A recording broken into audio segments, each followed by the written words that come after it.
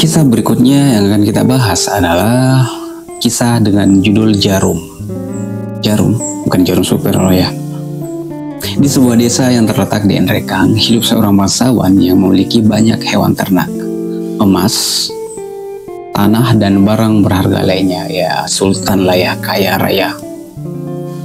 Dalam kesehariannya, bangsawan ini terkenal ramah dan dermawan kepada penduduk desa.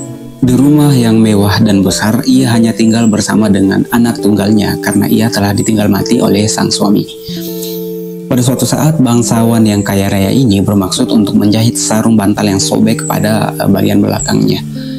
Ia pun mencari jarum dan benang. Setelah beberapa jam mencari jarum, ia meminta bantuan anaknya. Si anak juga demikian, sama sekali tidak menemukan barang kecil yang sangat dibutuhkan itu.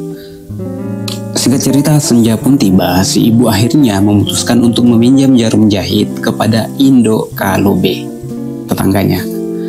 Berselang beberapa hari setelah meminjam jarum jahit pada tetangganya itu, ibu yang terkenal paling kaya ini meninggal dunia. Meninggalnya orang kaya ini akhirnya menimbulkan maksud jahat Indo Kalobe. Hingga suatu hari Indo Kalobe mendatangi anak tunggal atau pewaris tunggal bangsawan tadi. Nak, saya datang bermaksud untuk mengambil kembali jarum jahit yang dipinjam ibumu tempo hari, kata Indo Kalobe. Sang anak pun menjawab bahwa dirinya tidak tahu menahu tempat ibunya menaruh jarum ini dan menawarkan agar jarum itu diganti saja dengan jarum dalam jumlah yang banyak. Ya, begitu kata sang anak. Tidak, saya tidak mau. Jarum saya tetap adalah jarum saya, sambung Indo Kalobe. Ia tetap menuntut jarum itu kembali. Menurutnya jarum itu tidak ada duanya atau tidak ada samanya di dunia ini. Setelah kejadian ini, sang anak kembali mencari jarum pinjaman ibunya dan hasilnya pun nihil. Ia juga tak menemukan barang tersebut. Hampir tiap hari Indo Kalobe mendatangi rumah pemuda ini. Sang anak pun menawarkan kepada Indo Kalobe untuk mengganti satu buah jarum jahit tanpa benang dengan satu kandang kerbau besar yang kira-kira berisi 10 ekor kerbau. Meskipun jarum jahit yang murah akan diganti dengan satu kandang kerbau, Indo Kalobe tetap menolak penawaran itu. Wah, menurutnya jika pihaknya menerima tawaran satu kandang kerbau, artinya akan tertutup peluang untuk mendapat harta anak itu lebih banyak. Sang anak pun merasa bosan dan tidak tahu apa yang harus ia lakukan lagi agar Indo Kalobe mau menerima penawarannya.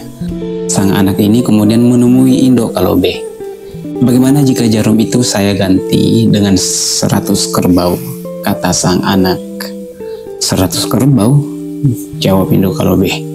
Ya, 100 kerbau hitam yang besar, pangkas sang anak. Indo Kalobe tampak berpikir sejenak dan berkata, saya tidak mau. Jarum saya tetap jarum saya, dan jarum itulah yang saya gunakan untuk membuat celana suami serta anak saya. Jadi penawaranmu saya tolak, tuturnya dengan nada tinggi. Jadi kira-kira bagaimana solusinya? Ibu saya sudah meninggal dan kami hanya hidup 2 orang. Kepada siapa saya bertanya, lirik anak itu. Saya tidak mau tahu. Jarum itu sama dengan sarung dan celana suami saya. Sang anak pun semakin bingung dan entah apa yang ia harus lakukan. Alhasil, di tengah perjalanan menuju rumahnya, ia bertemu dengan seorang laki-laki yang berambut putih. Ia lalu menceritakan kebingungannya itu pada orang tua itu. Dengan santai orang tua itu menyarankan agar ia bertanya kepada ibunya. Ibu saya kan sudah meninggal, jawab sang anak dengan nada heran. Mana mungkin saya bertanya kepada orang yang sudah meninggal, katanya lagi. Kakek tua itu menyarankan untuk mencoba bertanya pada ibunya dengan cara mendatangi kuburannya mengadakan ritual tertentu. Ini dari saran sang kakek. Setelah pertemuan dengan orang tua itu, sang anak langsung menuju kuburan dan melakukan ritual seperti apa yang disarankan kakek. Si anak antara percaya dengan tidak. Ia mendengar suara ibunya. Kenapa kau datang kemari, nak? Indo Kalobe datang mencari jarumnya yang pernah dipinjam. Di mana kita menaruhnya? Tanya sang anak lagi. Saya simpan di dekat tempat tidur. Tanpa pikir panjang, sang anak kembali ke rumahnya dan mencari jarum seperti yang disampaikan ibunya. Alhasil, ia tidak menemukan apa-apa.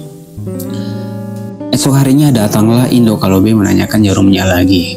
Bagaimana, nak? Apa kamu sudah menemukan jarum saya? Katanya. Belum Indo, saya ganti saja dengan 2 kandang kambing dan 100 kerbau, bagaimana? Tidak nak, jawabnya singkat. Indo Kalobe semakin yakin kalau ia akan berhasil mendapatkan harta kekayaan yang lebih banyak, apalagi penawaran anak itu semakin hari semakin banyak. Niat jahat itu mulai tercium oleh si anak, belum lagi alasan Indo Kalobe sepertinya tidak masuk akal untuk menolak penawaran sang anak. Hari berikutnya ia kembali mendatangi kuburan dan membicarakan niat Indo Kalobe yang bermaksud jahat.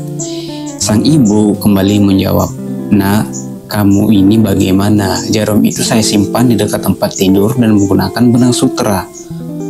"Saya sudah mencarinya, Ma, tapi belum juga saya temukan," jawab sang anak. Setelah berbincang dengan sang ibu, si anak kembali ke rumah dan mencari jarum itu. Sementara dalam keadaan mencari, datanglah Indo Kalobe dan meminta jarumnya. Kali ini Indo Kalobe seakan memaksa agar jarumnya kembali pada hari itu. "Bagaimana kalau semua tanah dan hewan ternak yang kami miliki menjadi pengganti jarum?" Mendengar hal itu, Indo Kalobe kembali berpikir. Dalam benaknya ia memikirkan bahwa si anak masih memiliki banyak emas yang belum ia sebutkan.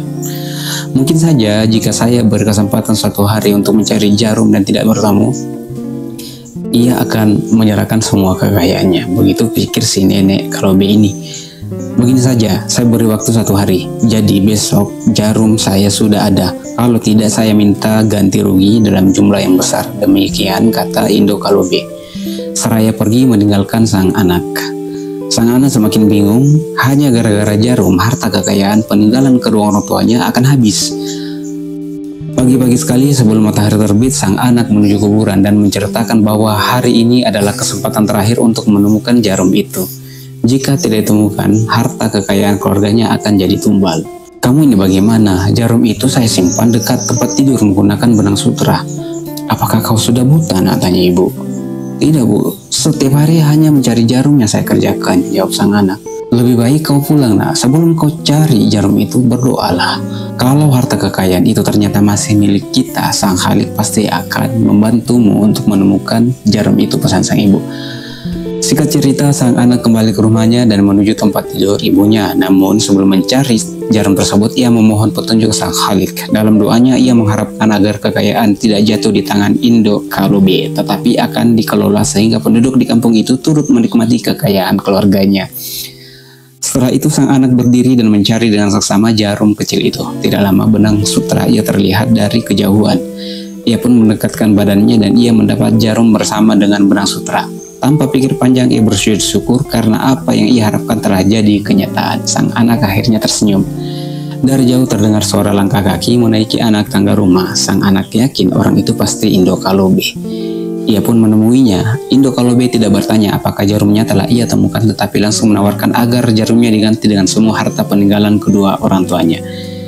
"Jadi, jarum saya harus diganti dengan tanah, emas, kambing, kerbau, rumah, dan semua harta milik orang tuamu," jelas Indo Kalobe. "Sebenarnya, saya mau beri Indo Kalobe semua yang saya punya.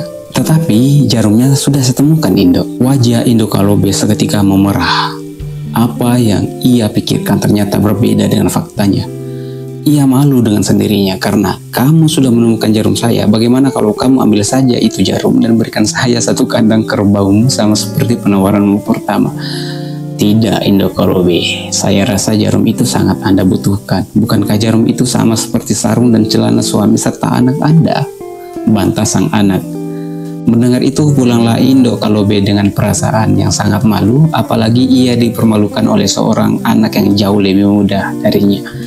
Setelah kejadian itu, sang anak menawarkan diri jadi pemimpin di kampungnya. Rakyat pun menerimanya sebagai pemimpin. Ia adalah sosok pemimpin yang selalu mendermakan kekayaannya untuk kepentingan rakyat. Akhirnya kampung itu berkembang menjadi kampung yang makmur dan sentosa. Kisah ini diriwayatkan oleh Abdul Rahman Rabana.